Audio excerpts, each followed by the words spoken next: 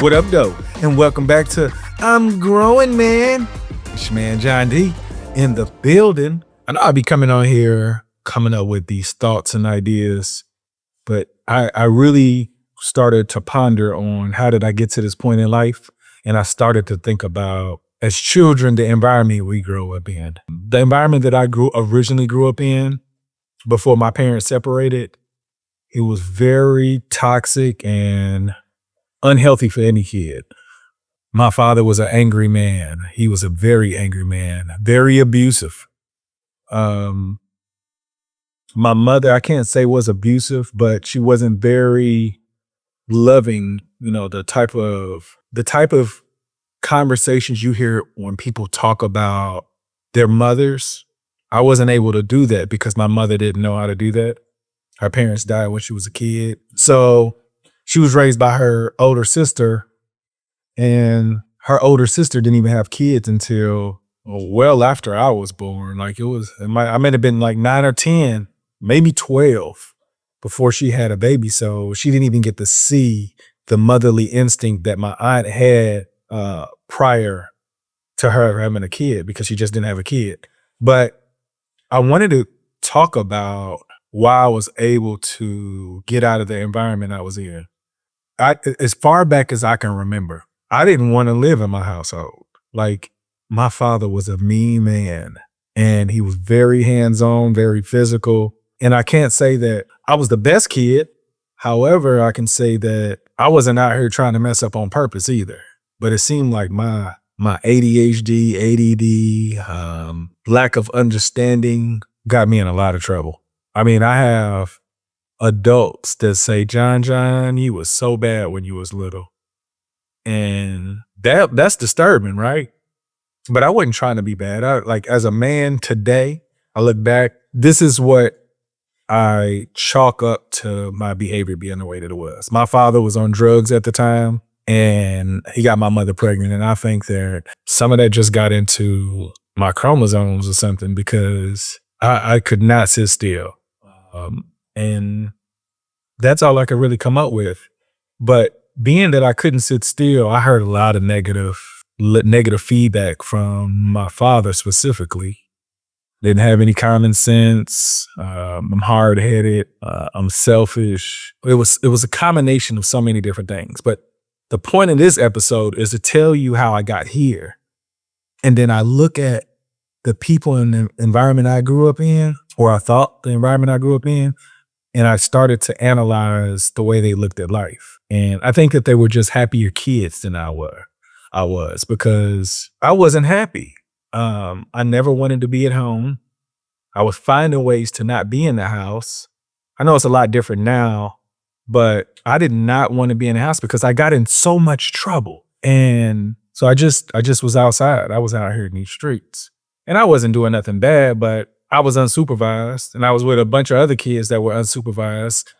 Like, we weren't out breaking the law, but we probably weren't the best examples of kids at any point in my age, all the way through young adulthood. You know, I still made poor decisions, but the environment I grew up in made me wanted to completely change how I was living. And it took shorter than normal, because I left my household at 17. I did. I moved to Michigan to get in-state fees, because my father did tell me, he said, if you go to college, you'll get a good job, come out making 50, 60,000. Now, mind you, none of that was true, but that was enough for me to feel like I needed to do that to change my environment, because my environment was so abusive that my sister that I grew up with, she didn't even look at the way that I was raised differently. She thinks that we were raised the same, and we live two different lifestyles now. And I look back and I'm like, she don't want to live the life she lives. But I think that the father that we had created an environment that was protecting his daughter, so he thought. And she just got comfortable in it. And I wasn't nowhere near comfortable. And I know I'm talking about my sister, but I have friends too. I have friends that I grew up, and everybody says this, that you'll have friends that will end up in the same place that they were when you left. And not to say that they're doing bad or anything, but I do have some friends that are not in the best positions of life. And I wonder, like, what motivation did they have to get out of the environment that they were living in? Like, I do want to say, like, I didn't grow up in no street life or anything like that, but I didn't grow up in the household I grew up in now. Well, the household that my kids are growing up in. We're so much more aware and conscious of the things that we're saying that we're trying to improve to get a better result out of them in comparison to us. I've noticed that other parents in my peer group, they shower their kids with gifts and not realizing they're creating this expectation that you're supposed to live like this. When in all actuality, the parents worked hard enough to provide, but it makes kids ungrateful. And I know people say that, speak for yourself. I teach kids. I've taught kids for 22 years, and I can compare students that have parents that just want to give their kids everything versus making them earn it and say that this is my expectations to get it. And those parents, they run out of energy for their kids. They feel like they've done everything they could because they tried to provide their kids with what they thought they needed when they were a kid. And I can see why a parent would want to do that, but it's rules to this parenting. And a lot of us didn't come with it. And the rules that we're learning now, me and my wife, is just kind of trial by error and reading up on other people who had similar experiences in raising kids, where we can get better ideas to put our kids in lucrative opportunities to succeed. Now, growing up, I've always heard this thing like, John, I'm so proud of you. You're doing so many things. I don't know what they thought I was going to do, but I was going to succeed regardless. And when I say succeed, I wasn't just going to get a job and just exist. I was going to try to like move things. And I look back different stages of my life. My whole intent was to try to move and help people. And now I've gotten into this position in life where I enjoy the culmination of life. I understand what I had to go through. I understand what I was going through. I understand how I got to this point. But the journey of it all was like, what did I want? And when I watch other people, some people's journeys are just there. They're just existing. They're doing the bare minimal. And this is how I'll tell you, and some people may find this offensive, but people who complain all the time, they're not happy. They may not know that they're happy, but the idea that you complain about everything, you find the pessimistic possibilities in every scenario, there's unhappiness living there. And I remember being that person. I'll give you this. I've always been known as a top-notch player hater because I was hating on everything. No matter how good it was, I'd be like, it's all right. It ain't all of that. And I was just making fun, but I grew up in an environment where people would just say any and everything about you, and you had to figure out where you were supposed to be. And the personality that I had, I wanted all of this name calling to stop, but it wouldn't. So what I had to do, I had to create my own energy and reciprocate what I was getting. The problem with that is that I got really good and I did not turn it off. So my environment created this bully. I was a bully for a long time. And I didn't even know I was being a bully, but that was the environment I was living in. I lived in an environment where it was just a bunch of bullies, and I'm very good at figuring out systems. I learned very quickly on how to become a bully. That was not my intent. It was just to stop everybody from bothering me.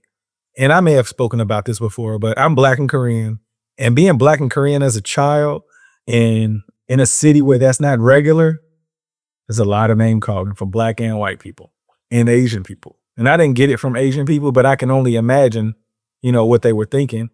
And that could be insecurity. But I definitely heard Black and white people say a lot of Asian jokes that I had to learn the hard way because, sticks and stones will break my bones, but words would never hurt me. You know what type of kid you got to be for that to really matter? I wasn't the kid. All of those words hurt. They were very heavy. And now I look back and I see why sometimes my tone can snap because it's a trigger from my childhood. But I'm still learning to unlayer that. However, I was able to get out of that environment. I almost ended up moving back home. My home is Louisville, Kentucky. And I'm glad I did it because my mind was moving way too fast for me able to do whatever I thought I was going to do if I went back home. But I do know that my day-to-day interaction was going to look totally different from the people that I grew up with and the family that I have there because I'm a total different person. I've learned to enjoy my peace. Like they give like me doing this episode. I enjoy doing this because I know that I'm trying to give information that could possibly help the next person find the happiness that they couldn't find at home. You know, I have students, they watch my podcast. They're in middle school. I have students that say, hey, Mr. Lewis, I found your YouTube or your TikTok. You be kicking that real stuff. And I'm like, that's dope because I'm teaching all day and you telling me that in your free time, you're willing to listen to me. That's the best motivation I could ever come up with. Because I only want to plant a seed or give them the information that would put them in a situation where they don't find comfort in living in their environment. Now, even if they grew up in the best environment possible, there's always a better one. And if you don't work toward it, you'll end up with a ceiling that you didn't even create. Most of the ceilings that we have in our life are created from our parents and the environment we grew up in. Like, I remember, I'm going to say this and I'm going to close out, but there was this guy that I considered my best friend for years. And you know, he used to say, you ain't got no talent. I'm supposed to live your life. You doing all of that, and I'm the one with the talent. He said that to me, and it didn't even bother me either. I was just like, you ain't working hard enough. That's what you get, right? But then as time went on, I started to analyze. I was in my head, I was best friends with this guy that would say something like that to me. And you know where he is? I don't know. But I know that he's not as happy as he could be. And if I had his mindset, I'd probably be in the same situation complaining about whatever's possible.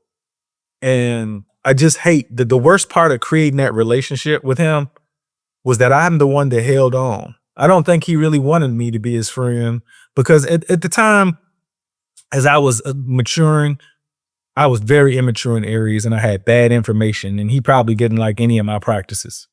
And that probably ultimately ruffled the relationship. But he still kept staying around. And then it got to the point where, you know, we just walked our separate ways. And that was when I got to really reflect. Do I miss him? Not at all. You know, it's hard to miss somebody when you think about some of the things that they've said to you. And it could have been in joke or in jest, but overall, that's how they felt.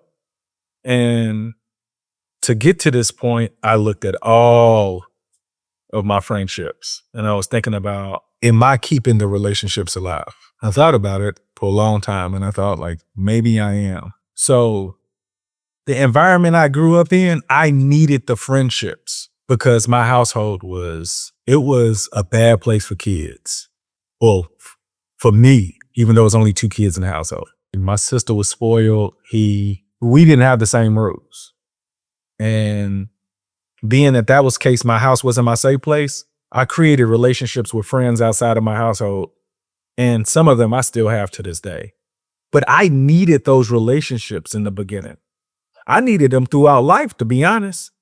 The first time when I realized that maybe I didn't need the friends like I was thinking I needed them is when I realized I was giving more energy to my friends than my own family. And then I had to think about like, why am I doing this? Because my friends were my family growing up. And I didn't know how to give my family that energy they deserved until like I turned 40, 41, something like that. And then I realized I was out here just surviving, you know, and surviving, I mean, like I was just existing in that capacity. When I realized how important my family was, I just put all my time into them. And I can see the results from it now. The relationships that I had before, they're not as close, but most of them, I'm pretty sure that, you know, we could always bounce back and chop it up, you know, reminisce or build together for the future. But I just couldn't imagine not having that friend group because of the household I grew up in. So how I got here was being in an unsafe environment creating friends throughout stages of my life to make me feel like I was important, like family wise. Like I don't think I thought I was that important because my parents didn't know how to give me a childhood that probably was safer than the one I had. And when I say safe, I'm just talking about I was angry about a lot of things. And I see the students that I teach, they're angry. And all I can do is hope that I can plant a seed so that they don't get comfortable in their environment and end up there. You can change anything you want. You just got to put that work in. And most people don't want to put that work in. Like, I was listening to a couple of scientists, and one of them said that you should never focus on one thing. You should keep your horizons open. But that's if you have a good environment to grow up in where you could think like that. If you grow up in a sheltered environment where your parents aren't the best, you should focus on something until you're so good where people got to pay you. And then you could probably open up to other things. But to change your environment, you can't be scatterbrained and distracted by anything you like. You have to become so polished in an area where you can create your own happiness. If you don't create your own happiness, you're looking for others to fulfill that part. And I've learned in the last 6 or 7 years that the harder I work on myself, the better I feel and the better people feel around me. If you talk to any of my coworkers or anybody that I talk to, they see I'm optimistic about every single thing possible because I don't worry about anything I can't control. At least I try not to. And when I do, I try to remind myself, is there anything I can do? And then my happiness returns. I don't want this episode to look like I'm attacking anybody. I'm just saying, like, if you want to change your environment, you have to work on it. Even if you're happy in it, they can get better.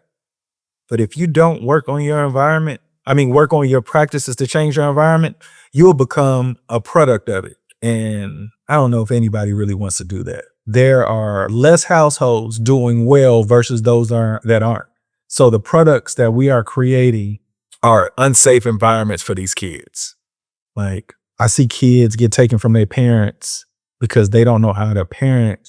And what are the kids supposed to do? Like, some of them don't have enough information to grow and become who they would like to become. So all of you that actually watch this and can feel what I'm saying, I challenge you to always find ways to improve because it will change your mind state. The best thing that could have ever happened to me was me intentionally creating a routine to work on myself because it just changed my perspective on life. Like, if it's anything I can give you, it's yours. I promise. But if you can't give that to people, that's because you have to continue to work on yourself. Because the more you work on yourself, the more you're open to understanding where people are. And as I've worked on myself, I realized that a lot of people haven't had the time to help develop themselves where they can be happy with their output. So hopefully for the rest of my life, I remain healthy as possible and I can give this information to help maybe change somebody's future because nobody wants to grow up and live a tough life, but it seems to always happen. I really do appreciate you guys kicking it with me. Y'all make today better than yesterday. Don't worry about anything you can't control. GATA, get after that action or that action will get after you. Be great on purpose. Boom.